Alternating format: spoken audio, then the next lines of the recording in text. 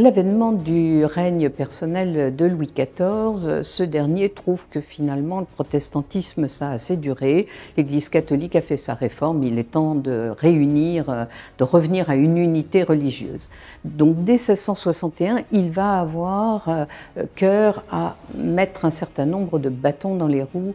des protestants pour les amener à se convertir. Une des clauses du siège de 1628, ça avait été qu'aucun protestant n'habitant La Rochelle avant le siège n'ait le droit de venir réinvestir les murs de cette ville. Tout nouveau habitant devait être catholique. Et en 1661, une des premières mesures de Louis XIV, ça va être d'envoyer un avocat, Pierre Baumier, pour vérifier sur les états civils que tous les Rochelais protestants habitaient La Rochelle, leurs antécédents, leurs ancêtres habitaient La Rochelle avant 1627. Et du jour au lendemain, cet avocat va mettre à la porte 2200 Rochelais protestants qui étaient venus s'installer indûment dans la ville depuis 1628. Et donc, on a une gravure qui montre ce départ précipité de ces gens qui entassent leurs maigres biens sur des charrettes pour pouvoir s'en aller, puisqu'ils sont sommés effectivement de partir de la veille pour le lendemain.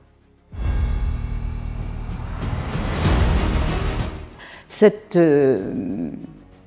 politique de rétorsion à l'égard des protestants qui mène en 1685 à la révocation de l'édit de Nantes va affecter beaucoup les campagnes autour de La Rochelle. On a dans les collections du musée une chaire entièrement démontable qui permettait de la cacher dans une grange ou une étable et de la monter au dernier moment lorsqu'un pasteur venait faire un prêche, comme on disait à l'époque, dans le désert,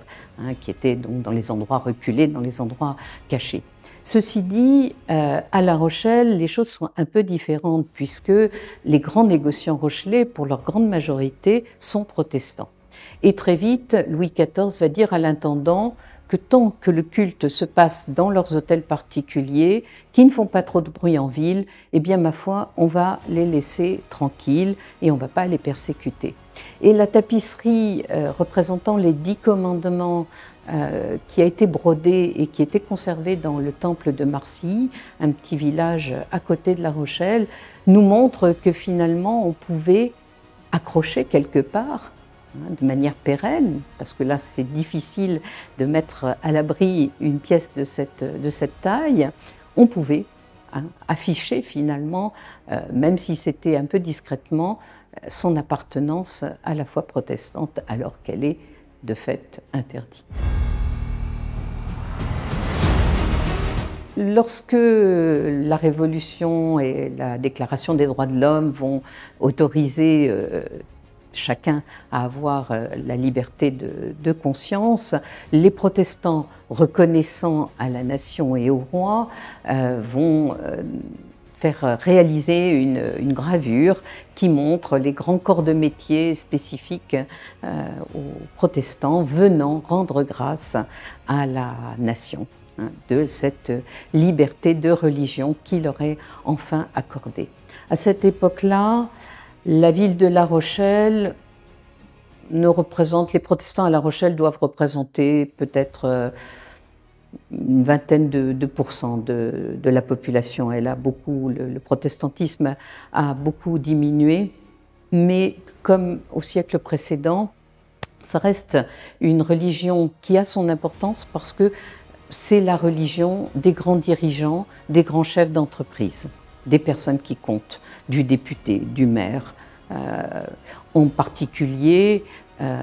des protestants nouvellement arrivés au XIXe. La famille Delmas va donner plusieurs maires à La Rochelle, va donner des pasteurs, et c'est la famille qui a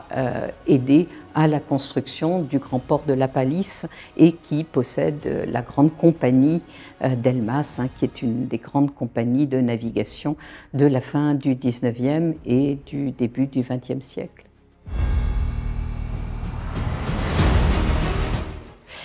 Donc ce musée ouvre au public tous les jours de la semaine sauf le dimanche, en gros du 25 juin jusqu'aux Journées du patrimoine, donc pratiquement 3 mois, pendant les 3 mois estivaux. Nous répondons à toutes les demandes de visite pendant toute l'année sur rendez-vous et sommes disponibles pour ouvrir, même à 1 ou 2 personnes si besoin. Nous travaillons également beaucoup